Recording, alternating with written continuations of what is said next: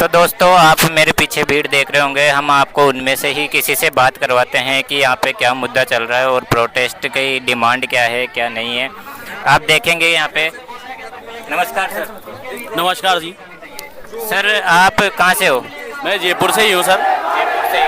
तो सर यहाँ पे शहीद स्मारक पर जो प्रोटेस्ट हो रहा है वो किस मुद्दे पर हो रहा है? सर जो मुद्दा तो क्या है सर, मुद्दा तो पूरे भारत को पता है भाई। मुद्दा ये है कि जो बच्चे पढ़ाई लिखाई करके जो अपने घर के जो भी मतलब घर में समस्या होने के बावजूद भी पढ़ाई लिखाई करके वो ये कि आश्वासन ऐसे लेके बैठते भाई हम कुछ बनेंगे, माँ बापों का सहारा बनेंगे, और उनके साथ खिलवाड़ किया जाता है। लास्ट में उनका पेपर लीक किया जाता है और फिर सरकार कुछ कर नहीं पाती और वो बच्चे आत्महत्या कर लेता है। तो ये तो सरकार को शर्म की बात है। सरकार को डूब मर जाना चाहिए।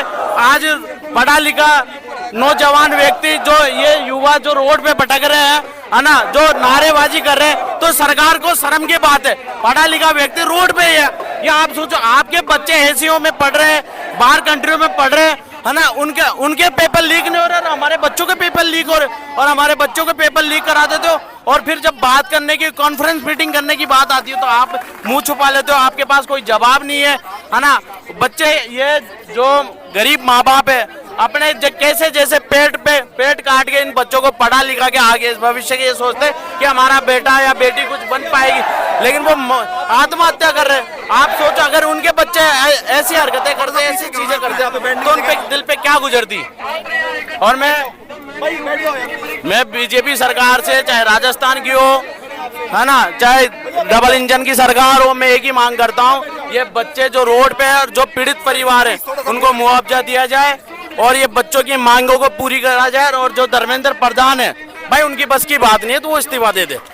मांग एक ये, धर्मेंद्र प्रधान इस्तीफा दे, और इस्तीफा देना भी जरूरी है। उनकी बस की बात नहीं है, वो सामने आके बात करें ना युवाओं से, क्यों डर रहे छुप के बैठे हैं। कभी एक ट्वीट कराए क्या उन्होंने? आप देखो वो ये कहाँ पे जो बच्चा भी एक्सपायर हुआ था, आत्महत्या करे, तो कौन सी जगह थी वो? सीकर में एक बच्चे ने आत्महत्या कर ली, दीपक ने, है ना। तो यार शर्म की बात है यार। हाँ, इस महंगाई में अब ये धर्म के नाम पे आप वोट ले लेते हो।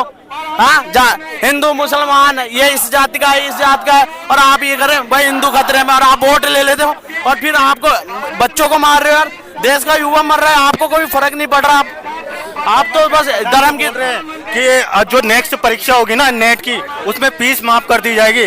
अब ये बताओ, जब आपका नेट की फीस माफ कर दी जाएगी, जो बच्चे मर गए जिन्होंने सुसाइड किया, क्या वो बच्चे वापस आ जाएंगे? या फिर उनका जो मतलब जो उन्होंने पढ़ाई किया था, उन्होंने टाइम दिया था, वो वापस आ जाएगा? क्या वो धर्मेंद्र प्रधान उनका टाइम लाता है वापस दे सकते हैं? नहीं दे सकते, क्योंकि एक बार वक्त चला जाता है तो कभी नहीं आता। बस भेदभाव पे अगर शिक्षा अगर मजबूत कर देंगे, इस देश की अगर शिक्षा मजबूत हो गई तो किसी को नौकरी मांगने की जरूरत नहीं है। युवा खुद की नौकरी खुद तय कर लेगा, किसी सरकार के आगे झुकने की जरूरत नहीं पड़ेगी हम लोगों को।